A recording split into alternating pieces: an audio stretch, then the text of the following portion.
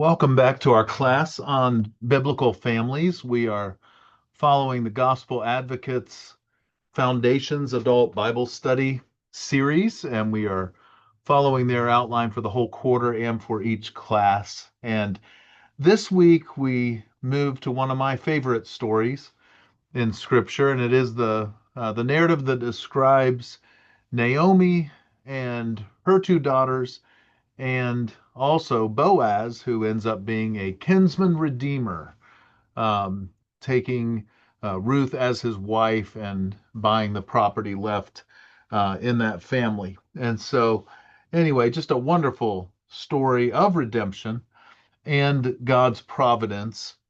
It is through Boaz and Ruth that our Lord Jesus Christ will come. They are part of the genealogy. And so God working in this way through these people to lead to our Savior is quite an amazing story, quite an amazing part of the story of Christ. And so I think we all will enjoy going through parts of the book of Ruth today in this lesson. All right. So, as far as the introduction goes, I do want to just look at the genealogy in Matthew, and we'll just look at the first 6 verses of this. Matthew chapter 1, starting in verse 1. The book of the genealogy of Jesus Christ, the son of David, the son of Abraham. Abraham was the father of Isaac, and Isaac the father of Jacob, and Jacob the father of Judah and his brothers. And as we went through the first several families that we looked at this quarter, we did, of course, note that Abraham, that Isaac was a son of promise to Abraham, born when Abraham was about 100 years old and Sarah 90 years old. And then Isaac becomes the father of Jacob, and Isaac's wife was barren as well. And so quite a story we have just with the births of these children. Um, Jacob, of course, his name was changed to Israel. When we talk about the 12 sons of Jacob, we are talking simultaneously of the 12 tribes of Israel. Jacob's name changed to Israel. And then the tribes, as far as land areas, it wasn't exactly his 12 sons, of course, but um, Joseph's two of his sons are named for some of the tracts of land, and Levi did not get a tract of land. And so when we add in Joseph's two sons' names, that replaces Levi and Joseph as far as having land areas given to them. So Judah was the fourth son of Jacob, not the first, but that is the line through which Jesus comes. Continuing on in verse 3, and Judah the father of Perez and Zerah by Tamar, and Perez the father of Hezron, and Hezron the father of Ram, and Ram the father of Abinadab, and Abinadab the father of Nahshon, and Nahshon the father of Salmon, and Salmon the father of Boaz, by Rahab, and Boaz the father of Obed, by Ruth, and Obed the father of Jesse, and Jesse the father of David the king. And so two women are mentioned here in this genealogy, just in the first 5 verses. We have Rahab mentioned, and we have Ruth mentioned, our main focus for today's lesson. It wasn't long before David the king was born. And of course, Jesus is called the son of David. Um, David was the father of Solomon by the wife of Uriah. And I included the beginning of the next paragraph because next week we'll be looking at David and Bathsheba. That'll be our story for next week.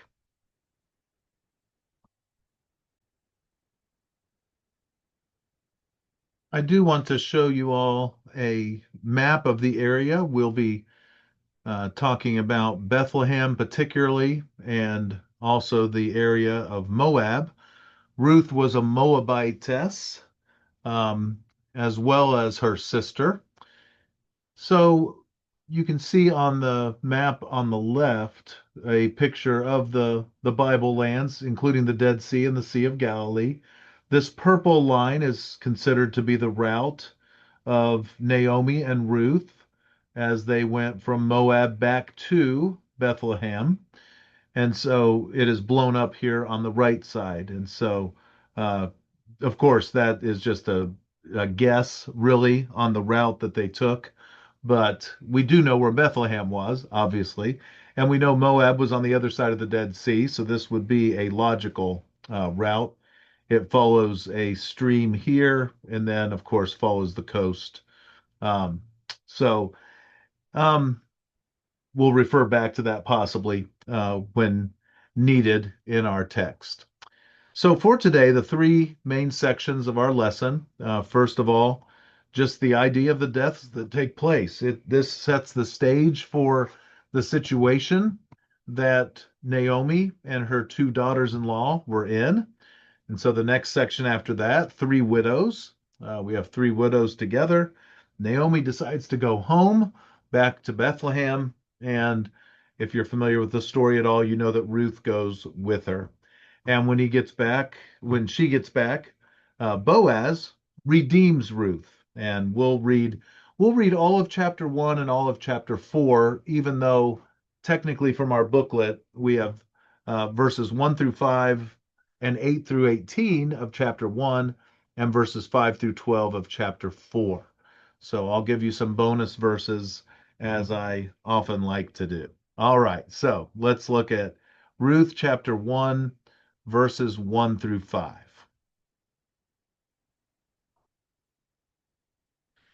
In the days when the judges ruled, there was a famine in the land, and a man of Bethlehem in Judah went to sojourn in the country of Moab, he and his wife and his two sons. The name of the man was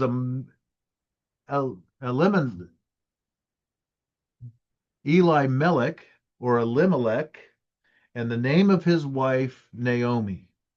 And the names of his two sons were Mahlon and Chilion. They were Ephrathites from Bethlehem in Judah. They went into the country of Moab and remained there. But Elimelech, the husband of Naomi, died, and she was left with her two sons. All right, so let me just go back to the map just briefly here. Just want to um, remind us. So he goes, Elimelech and Naomi and their two sons go into Moab because of the famine. All right. And then continuing on here, verses 4 and 5. These took Moabite wives. So the two sons, Naomi is left as a widow. She still has her two sons, and they both get to the right age and they take wives. The name of the one was Orpah, and the name of the other Ruth. They lived there about 10 years. So things for a decade are going all right. And, however, both Mahlon and Chilion died, so that the woman was left without her two sons and her husband. All right. And so the note there that we have concerning Naomi not only not having her husband, but also not having her two sons would have been quite a situation for a woman in that day. When her husband died, her sons, I'm sure, were taking care of her. In fact, we kind of know that because of and Ruth and her sister's relationship with Naomi. But they're taking care of her, and that was a tenable situation. But when a woman was left totally alone, that was not a good thing in the culture of the day. And so she is left without her husband, and both of her sons pass away. The booklet points out that life is something we cannot take for granted, that we never know when death will knock on our door, so to speak. And just recently, I was talking with Greg, one of our other ministers here. I've been to, and will be going to one today, I've had about seven, maybe eight funerals to either participate in or attend in just the last 3 weeks or so. I mean, it's been pretty incredible.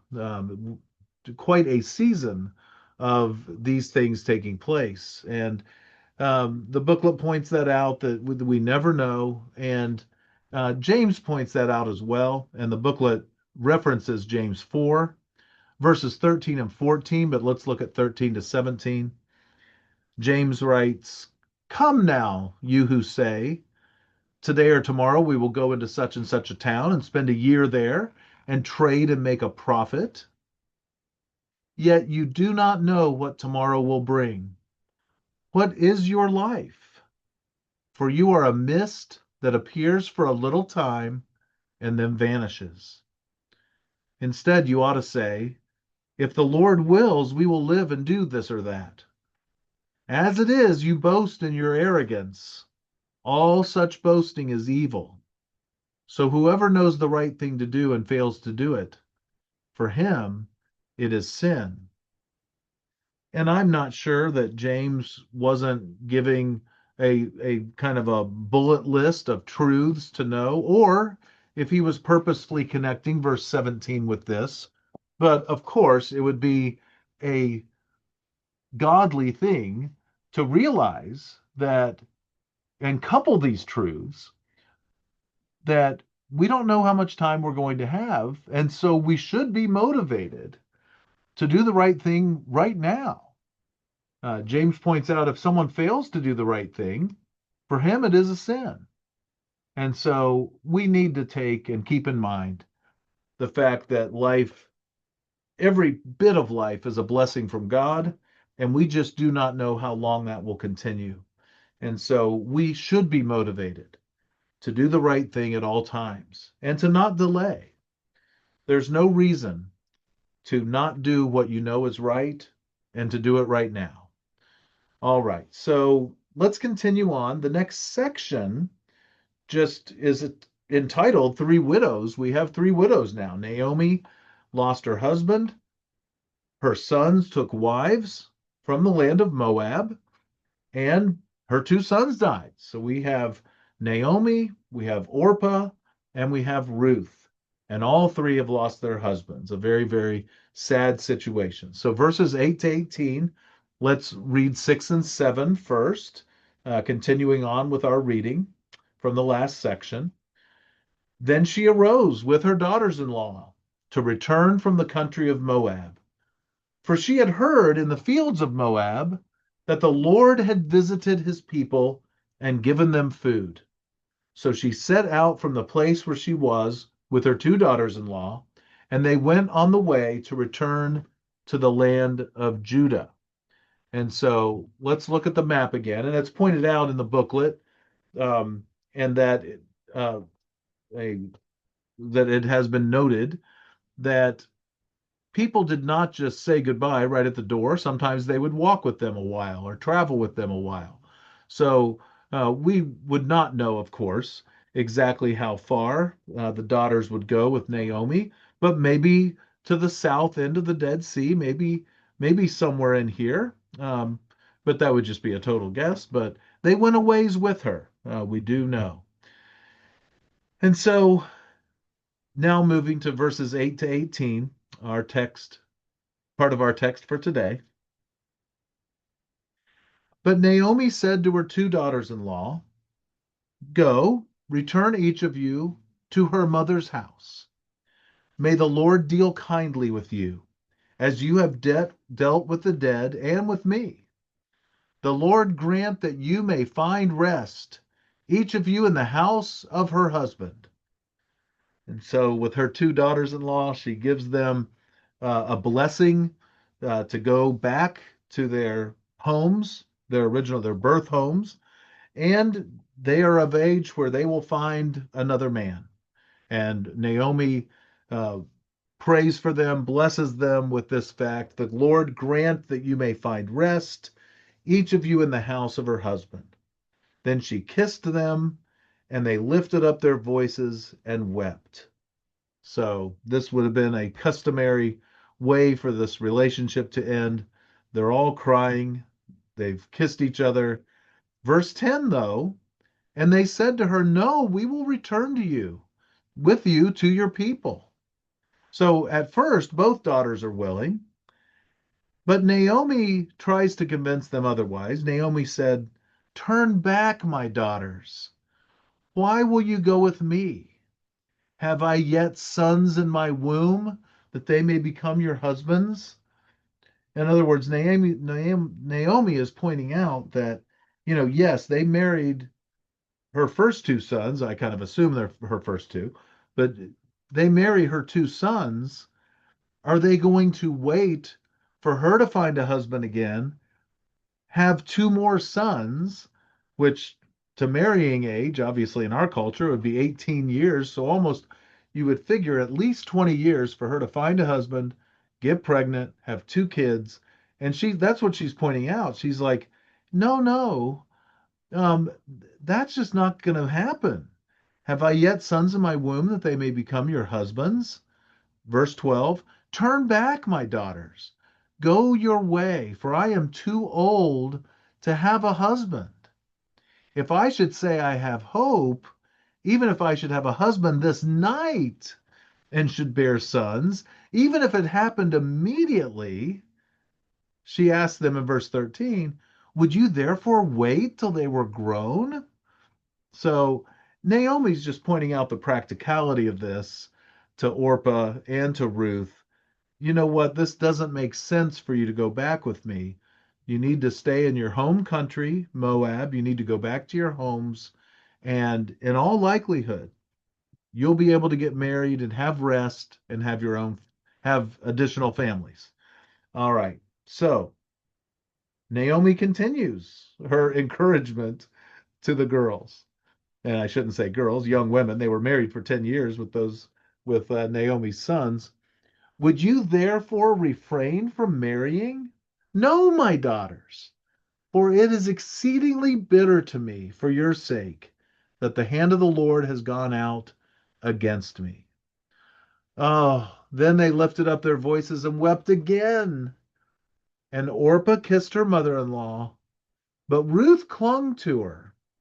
So Orpah is willing to go back, and Naomi even points that out. She said, see, your sister in law has gone back to her people and to her gods. Return after your sister in law. But Ruth said in verse 16, a statement that often is even read at weddings. But Ruth said, do not urge me to leave you or to return from following you. For where you go, I will go, and where you lodge, I will lodge. Your people shall be my people, and your God, my God. Where you die, I will die, and there will I be buried. May the Lord do so to me, and more also, if anything but death parts me from you. What a statement of loyalty and love. Ruth is committed to taking care of her mother-in-law, Naomi. Verse 18, and when Naomi saw that she was determined to go with her, she said no more. All right, so they're going to they're going to continue on the journey. By the way, the journey probably about 70 miles from Moab to Bethlehem. And so it would take several days, probably not a week, but several days to go. If they did 7 miles a day, it would take a week-ish. But anyway, several days to get back to Bethlehem. Let's look at verses 19 to 22. This completes chapter 1. So the two of them went on until they came to Bethlehem. I'm just going to throw the map up one more time for you. So they've traveled all the way to Bethlehem, which, by the way, means house of bread. A little bit ironic, maybe not so, but of course there was a famine in the land, not just Bethlehem, but there was no bread in the town, Bethlehem, house of bread. But now there is, and they have gone back to Bethlehem. So the two of them went until they came to Bethlehem. And when they came to Bethlehem, the whole town was stirred because of them. And the women said, "Is this Naomi?" And she said to them, "Do not call me Naomi. Call me Mara," which means bitter, by the way. She's already described herself as bitter earlier in her statements to the young ladies. "Call me Mara, for the Almighty has dealt very bitterly with me. I went away full, and the Lord has brought me back empty. Why call me Naomi, when the Lord has testified against me, and the Almighty has brought calamity upon me?" So Naomi returned, and Ruth the Moabite, her daughter-in-law, with her, who returned from the country of Moab. And they came to Bethlehem at the beginning of barley harvest. And so that is significant in our narrative here, because that is when Boaz first meets Ruth, because of the harvest. And Ruth is able to be um, uh, sort of half hired, but she's able to pick up the remains and take care of herself and Naomi. But in the end, Boaz apparently is attracted to her, apparently, definitely is interested in Ruth, and everything comes together. Boaz is related to Naomi, and so, or to Naomi's husband, Elimelech. And so he has an not an obligation. He was not the first in line to take care of Naomi and Ruth, but he is second in line, and we'll see what he does to be able to be the kinsman redeemer as we look at the next section. All right, so let's move to Ruth chapter 4. 2 and 3, there's some give and take. There's different things that take place in 2 and 3. I encourage you to read those chapters. In chapter 4, the decision has been made.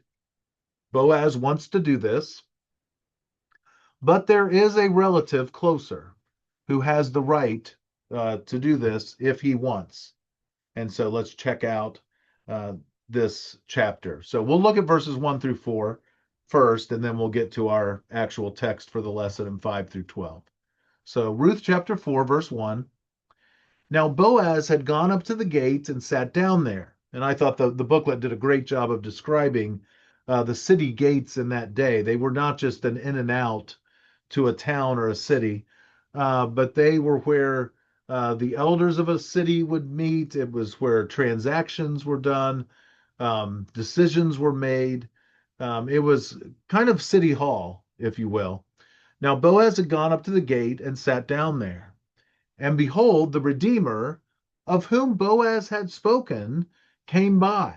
So the one first in line to deal with the property, and to Boaz is going to put the stipulation on it that you have to marry Ruth, or at least acquire her. So this one who's first in line comes by. So Boaz said, "Turn aside, friend, sit down here." And he turned aside and sat down. And he took 10 men of the elders of the city and said, "Sit down here." So they sat down. Then he said to the Redeemer, "Naomi, who has come back from the country of Moab, is selling the parcel of land that belonged to our relative Elimelech.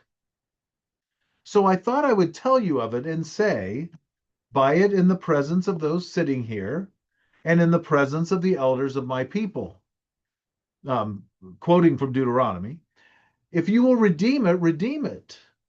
But if you will not," and I shouldn't say quoting, but referencing what it says in Deuteronomy about being a kinsman redeemer. "If you will redeem it, redeem it.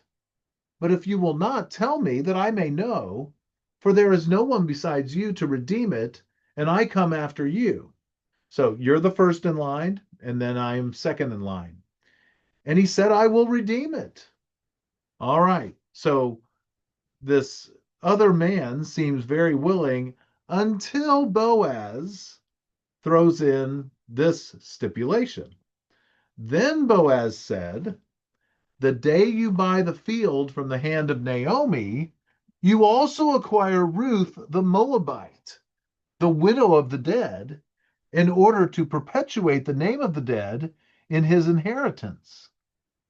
Then the Redeemer said, "I cannot redeem it for myself, lest I impair my own inheritance. Take my right of redemption yourself, for I cannot redeem it." All right, so Boaz, we suspect, um, certainly felt that this was going to be the way this took place. He words it the way he did in verses 1 through 4, not mentioning Ruth, but then brings up Ruth and the idea of perpetuating the name of the dead. And this Redeemer is not willing to take on that responsibility, then allowing Boaz, the second in line, to buy the land and acquire Ruth, and of course, as his wife. All right, so we're given an explanation here in Ruth chapter 4, now starting in verse 7. Now, this was the custom in former times in Israel concerning redeeming and exchanging. To confirm a transaction, the one drew off his sandal and gave it to the other. And this was the manner of attesting in Israel. This was the show of proof, if you will. So when the Redeemer said to Boaz, "Buy it for yourself," he drew off his sandal. Then Boaz said to the elders and to all the people, "You are witnesses this day that I have bought from the hand of Naomi all that belonged to Elimelech and all that belonged to Chilion and to Mahlon." And so he is taking care of this family. "Also, Ruth the Moabite, the widow of Mahlon, I have bought to be my wife, to perpetuate the name of the dead in his inheritance, that the name of the dead may not be cut off from among his brothers and from the gate of his native place. You are witnesses this day." All right. And I mean, this is absolutely incredible. And we know, of course, that Jesus comes from this union, Boaz and Ruth.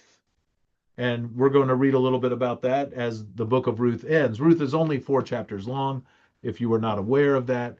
And so let's look at, we'll look at verses 11 and 12, and then we'll continue on to the end of the chapter. "All the people who were at the gate and the elders said, 'We are witnesses.'" And so this transaction has taken place. It has been approved. It has been witnessed. And then notice the blessing for Ruth. "May the Lord make the woman who is coming into your house like Rachel and Leah." How cool is that? The mothers, along with their servants of the 12 tribes of Israel, but like Rachel and Leah, who together built up the house of Israel. They're wanting this blessing. They are wanting this to be the case for Ruth. That, and of course, we know, looking back at it, it's from her that Jesus Christ comes. "May you act worthily in Ephrathah, and be renowned in Bethlehem. And may your house be like the house of Perez, whom Tamar bore to Judah, because of the offspring that the Lord will give you by this young woman." So they note that Boaz is from the tribe of Judah. They note that, anyway, it's just really cool. They note that another of his ancestors is Perez. May everything for you, Boaz, be like that, and for you, Ruth, like Rachel and Leah. All right. And then the book of Ruth ends this way, verses 13 to 22. "So Boaz took Ruth, and she became his wife. And he went into her, and the Lord gave her conception, and she bore a son. Notice the Lord gave her conception. The God is involved in life. God is involved in everything having to do with life. It is a blessing of the Lord when one conceives, when one becomes pregnant. Then the women said to Naomi, "Blessed be the Lord who has not left you this day without a redeemer, and may his name be renowned in Israel. He shall be to you a restorer of life and a nourisher of your old age. For your daughter-in-law who loves you, who is more to you than 7 sons, has given birth to him." So Ruth gets blessed, receives a blessing, Boaz receives a blessing, and then when Ruth gets pregnant, Naomi gets a blessing. It is absolutely amazing. And it's interesting. You heard read, um, Ruth is worth to you more than 7 sons. Ruth is definitely a loyal and wonderful woman. Boaz, a wonderful kinsman redeemer. Then Naomi took the child and laid him on her lap and became his nurse. And the women of the neighborhood gave him a name, saying, "A son has been born to Naomi." They named him Obed. He was the father of Jesse, the father of David. All right, and then the book ends with a little genealogy. These are the generations of Perez. Perez fathered Hezron. Hezron fathered Ram. Ram fathered Amminadab. Amminadab fathered Nahshon. Nahshon fathered Salmon. Salmon fathered Boaz. Boaz fathered Obed.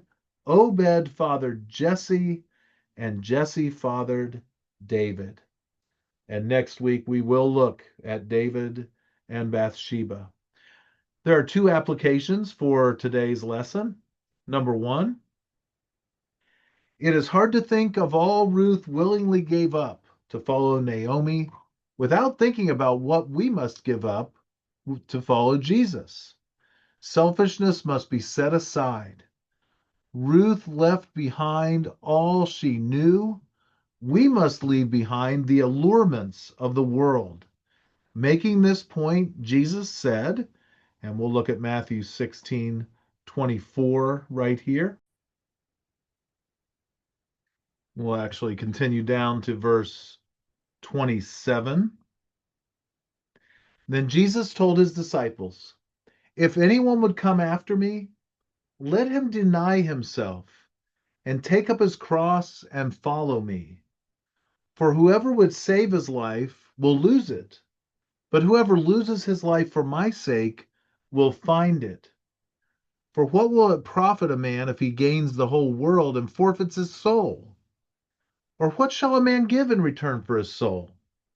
For the Son of Man is going to come with his angels in the glory of his Father, and then he will repay each person according to what he has done." And so, as we've already noted today in this lesson, we don't know what life is going to bring physically. We don't know how long we have. And so we should focus on the soul, not the physical things. Jesus also says, you can only serve one master. You can't serve God and money. All right, let's look at the second application. The book of Ruth begins and ends with a depiction of Naomi's condition. At the beginning of the book, Naomi was widowed and in need. At the end of the book, she has both provisions and hope. And I was noting as we were looking at the text, when the people bless her, they don't say Mara, they say Naomi. And so I don't know how long she went by the name Mara, and we may not ever know. But as this application points out from the booklet, she has both provisions and hope. The hand of God was obviously at work throughout the story. This is easily seen from our removed perspective. When one is facing trials, however, God's presence is hard to spot. Our task is to trust God's unseen providence. And then the booklet points out James 5:11 Let's look at 10 and 11. As an example of suffering and patience, brothers, take the prophets who spoke in the name of the Lord. We must trust like they did, that even though things in the moment might seem terrible, God is working a plan. Verse 11, behold, we consider those blessed who remained steadfast. You've heard of the steadfastness of Job, and you've seen the purpose of the Lord, how the Lord is compassionate and merciful. All right, so let's move on to our discussion questions. There are 3 for today. And as always, I encourage you to pause the video and think about these things. If you're watching with someone else, of course, you can pause the video and actually have a discussion. All right, so number 1, what lessons can we learn from Ruth's loyalty to Naomi? Number 2, why do you think Boaz went to the trouble of securing elders to witness his conversation with the close relative? What can we learn from this even today? And then number 3, why do you think the book ends by mentioning that David descended from Obed? All right, very, very interesting things for today. Next week, we will look at David and Bathsheba and talk about a family that had a rough beginning, to say the least, and then really had a rough time all the way through. But we'll specifically be looking at David and Bathsheba next week. May the Lord continue to bless us and keep us as we study his word.